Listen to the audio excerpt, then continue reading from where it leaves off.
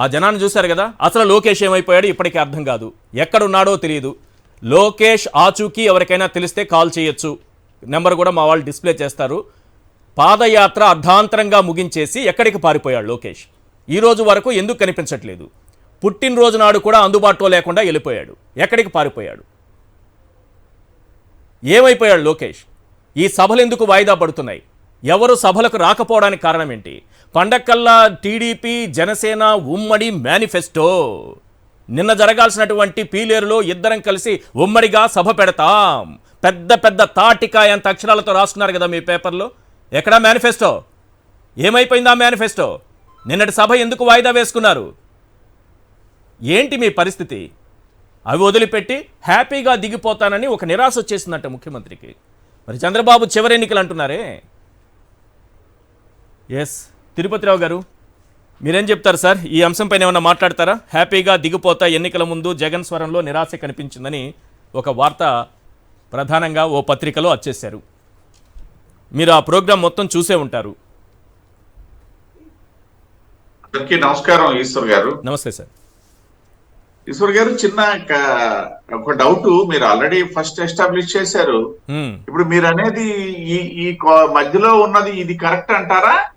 Yes, అది వినిపించాను కదా, తెలుగులో ట్రాన్స్లేట్ చేశారు కదా, ఇంగ్లీష్లో వేసాను కదా నేను. అది కరెక్టే. కరెక్టే. ఓకే ఓకే, అది నేను చదివి వినిపించిన. 56 నెలలుగా అధికారంలో ఉన్నాను, నేను బెటర్గా చేశానని అనుకుంటున్నా, ఎలాంటి విచారం లేదు, ఇప్పటికిప్పుడైనా సంతోషంగా దిగిపోతా, అంతేకాని నేను అనుకున్నటువంటి హృదయాలను టచ్ చేశాను, పూర్తిగా మాట్లాడని చెప్తున్నా. ప్రజల గుండెలను టచ్ చేశాను, ఏ ప్రామిసెస్ ఇచ్చానో ఆ ప్రామిస్ అన్ని నెరవేర్చాను, ఇది నాకు ఆత్మసంతృప్తి. అంతేగాని చంద్రబాబులాగా తోలు తిత్తిలా మారిన శరీరం పొత్తుల కోసం తొత్తులా మారననే సిగ్నల్ ఇచ్చినట్టుగా నాకు అనిపించింది. బయట వినిపించాను కదా. అయితే ఇప్పుడు అదే కరెక్ట్ అయినప్పుడు ఏంటంటే హెడ్డింగ్ ను కూడా తప్పట్టాల్సిన పని లేదనేది నా తాలూకా అభిప్రాయం. ఎందుకంటే హ్యాపీగా దిగిపోతున్నాను, హుందాగానే మాట్లాడారు ముఖ్యమంత్రి గారు అనేది నా విశ్లేషణ. అయితే నేను అంటున్నది 3.5 కోట్లు ఖర్చు పెట్టి ఎన్నికల్లో దిగిపోతానని చెప్తారా? Yes, that is different. I'm coming to that point also.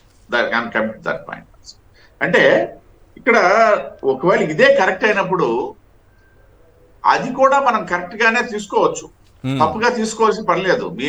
మీరు ఒకలా విశ్లేషించారు, నేను ఒకలాగా అనుకున్నాను. వాస్తవాన్ని నేను పొద్దున్న చదవగానే అదే అనుకున్నాను. ఏదంటే ఒకటి, వైసీపీ పార్టీ వైనాట్ 175 అని చెప్పేసి వెళ్ళింది. అది ముఖ్యమంత్రి గారు డైరెక్ట్ గా మాట్లాడినటువంటి సందర్భాలు చాలా తక్కువగా ఉన్నా సరే, పెద్దలు వేణుగోపాల్ గారు, కృష్ణ లాంటి వ్యక్తులు, వారి తాలూకా అధికార ప్రతినిధులు ఇతరత్ర ఎప్పుడు కూడా వాళ్ళు వైనాట్ 175 అని చెప్పేసి మాట్లాడినటువంటి సందర్భం తప్పేం లేదు. 151 సీట్లు వచ్చిన తర్వాత ఇంకా అక్కడ మిగిలిన 24 సీట్లే కదా అన్నటువంటి. కాబట్టి నేను అది చెప్పేవాడిని, అది గెలవడానికా పోటీ చేయడానికా ఇవన్నీ అది వేరే అంశం అన్నమాట.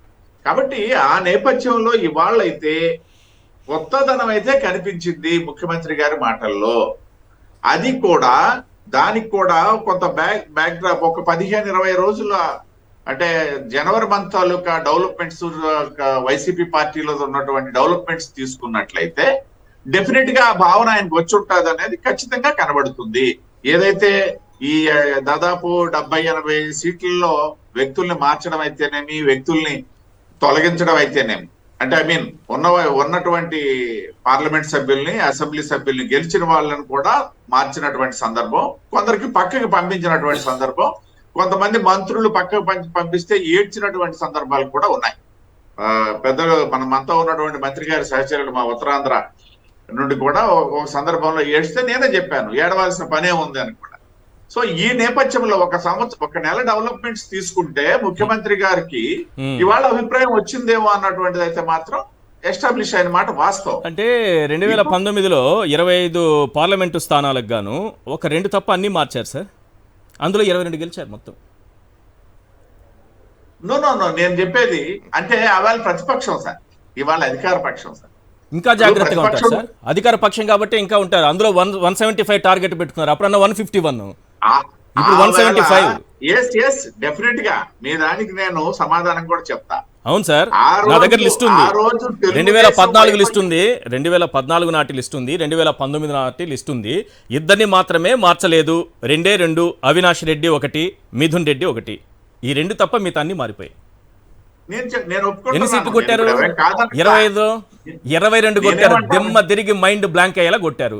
ఇప్పుడు కూడా అదే చేయొచ్చేమో. 175కి 175 అంటే దిమ్మ తిరిగి మైండ్ బ్లాంక్ అవ్వాలంటే అలాంటి నిర్ణయాలు, కఠిన నిర్ణయాలు తీసుకుంటారేమో. కొంతమంది బయటకు వచ్చి ఏడుస్తున్నారంటే ఈ పార్టీలో ఉంటే, టికెట్ ఉంటే తప్పకుండా గెలుస్తామనే బాధతో ఏడవచ్చేమో. వారందరికి కూడా న్యాయం చేస్తామని ముఖ్యమంత్రి చెప్తున్నారు. పార్టీలో ఉండండి, పార్టీ పరంగా మీకు డెఫినెట్గా మేము న్యాయం చేస్తామని చెప్తున్నారు. కొంతమంది ఆవేశంతో బయటకు వెళ్తూ ఉండొచ్చు. ఇక్కడ ఏదైనా సరే పార్టీ ప్రధానం 175కి 175 టార్గెట్. ఇప్పుడు నేనేమంటానంటే, ఆవేళ చంద్రబాబు నాయుడు గారి వైఫల్యాలు, నేను ఆవేళ చంద్రబాబు నాయుడు సక్సెస్ గా సీఎం అని చెప్పేసి ఏ రోజు మాట్లాడలా. ఆయన వైఫల్యాల వల్ల ఈయన గెలిచారు. ఇవాళ అధికార పక్షం కదా, ఈయన వైఫల్యాలు ఏమన్నా ఉన్నట్లేదన్నట్టయితే ఖచ్చితంగా ఇవాళ మంత్రులే ఏడుస్తున్నారని దానికి కారణం అదే. పైగా ఆ వెళ్ళిపోయినటువంటి వ్యక్తులు, సోకాల్డ్ మంగళగిరి మాజీ ఎమ్మెల్యే, మాజీగా ఇప్పుడు తాజానో తెలియదు, ఆయన వెళ్ళిన పార్టీ చూస్తే కూడా అటువంటి ఆలోచనే కలుగుతుంది. ఈశ్వర్ గారు, ఆయన వెళ్ళింది కాంగ్రెస్ పార్టీకి. అవును, పోనీ ఇది మునిగిపోతున్న నామా అనేసి అంటే అది మునిగిపోయిన నామ మీదకి వెళ్ళారు అది వాళ్ళ ఇష్టం. కదా. అది ఆయన అడగ, ఆయన ఎందుకు ఆ నిర్ణయం తీసుకున్నారు అనేది నా డౌట్ అయితే శంకించరు కదా మీరు. అదే అందులో డౌట్ లే. కాకపోతే ఆయన ఏదో నేను ఇది షర్మిలమ్మకి చాలా మునిగిపోతున్న దగ్గర, నామని ఆయన భావిస్తే మునిగిపోయిన నామ మీదకి వెళ్ళి కూర్చుంటారంటే ఇప్పుడు ఏ విధంగా భావించాలి అనేది ఇక్కడ ప్రశ్న అన్నమాట. ఓకే, అంటే ఇది బానే ఇప్పుడు ఉంది. షర్మిల గారి తాలూకా తెరచాపలు పట్టుకొని ఎలాడతారా, లేకపోతే మునిగిపోతే ఎలాగో మునిగిపోతామని చెప్పేసి వెళ్ళిపోతారా అనేది ఇప్పుడు అక్కడ ప్రశ్న. ఒకటోది. రెండోది, నేను ఇంకోటి కూడా ముఖ్యమంత్రి గారికి నేను మీ ద్వారా సూటిగానే ప్రశ్నిస్తున్నా.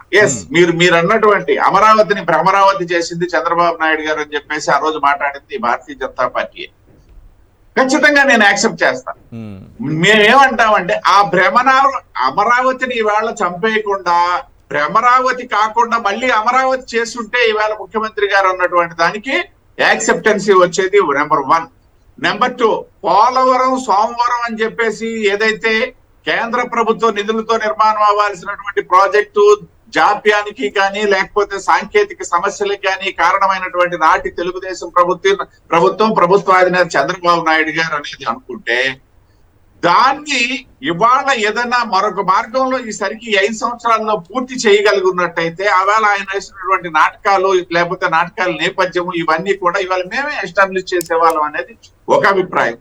రెండోది, ఏదైతే విశాఖపట్నానికి సంబంధించి 3వ రాజధాని పోలవరం ఆలస్యానికి ఒకటి చంద్రబాబు కారణం. అది అందరికీ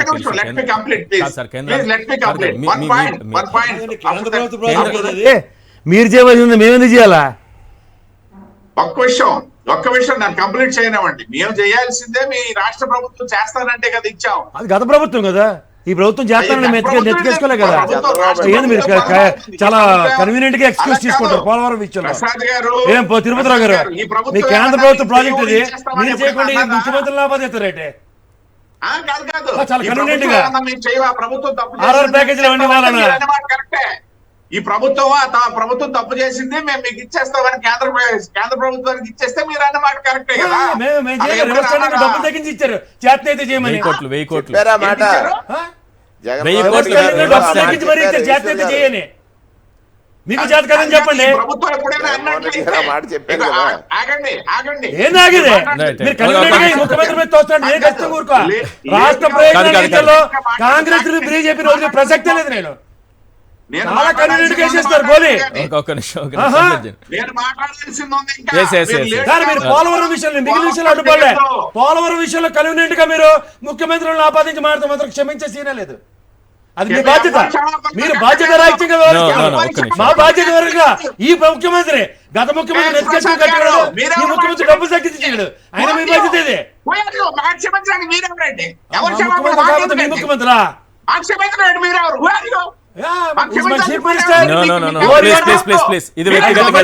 వ్యక్తిగతంగా వెళ్తుంది. సబ్జెక్ట్ లో వ్యక్తిగతంగా అడగాలి. బాధ్యత లేదా? కేంద్ర ప్రభుత్వ ప్రాజెక్ట్, నేషనల్ ప్రాజెక్ట్ ఇది. రైట్ రైట్ రైట్ ప్రాజెక్ట్ నేను అందుకే అడుగుతున్నా. రైట్ రైట్ రైట్ రైట్ ఆ సబ్జెక్ట్ ని మీరు అమరావతి పోలవరంలోకి తీసుకొచ్చేశారు. మనం మాట్లాడుతున్నటువంటి సబ్జెక్ట్ వేరు. విశాఖపట్నం 1 పాయింట్ విశాఖపట్నం గురించి కూడా చెప్తాను. విశాఖపట్నాన్ని అభివృద్ధి చేస్తామని చెప్పేసినటువంటి ముఖ్యమంత్రి గారి తాలూకా వాక్కుల్ని మేము నమ్మాము. ఉత్తరాంధ్ర వాసులు స్మార్ట్ సిటీ కథలు కూడా మీరే చెప్పారు కదా వెంకయ్యనాయుడు గారి రాయల్లో. Tirupati, Visakhapatnam smart city list కదా. ఏవి స్మార్ట్ సిటీలో చెప్పింది వినండి. స్మార్ట్ సిటీలు ఏవి? కేంద్ర ప్రభుత్వ బాధ్యతే. వెనకబడిన జిల్లాలు 7, ఉత్తరాఖండ్ కొండలన్నీ గుట్టలన్నీ తవ్వేస్తుంటే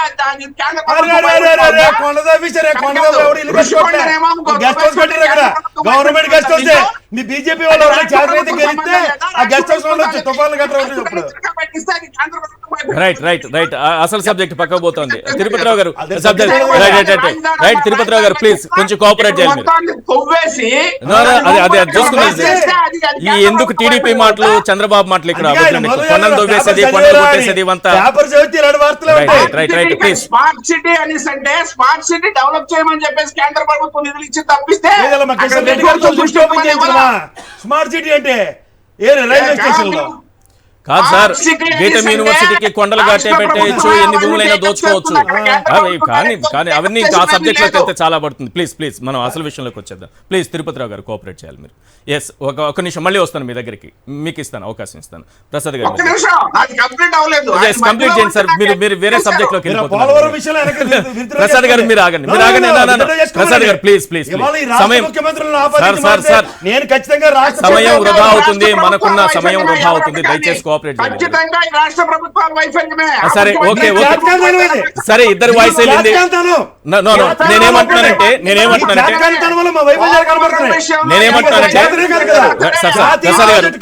ప్రసాద్ గారు చంద్రబాబు ఏదైనా పెట్టారు.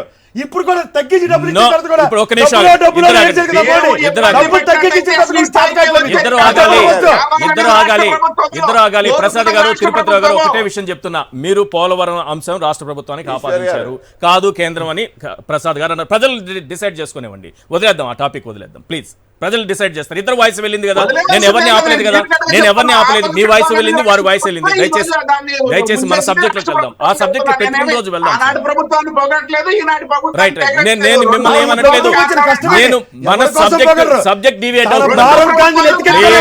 ప్లీజ్ ప్రసాద్ గారు ప్లీజ్ రైట్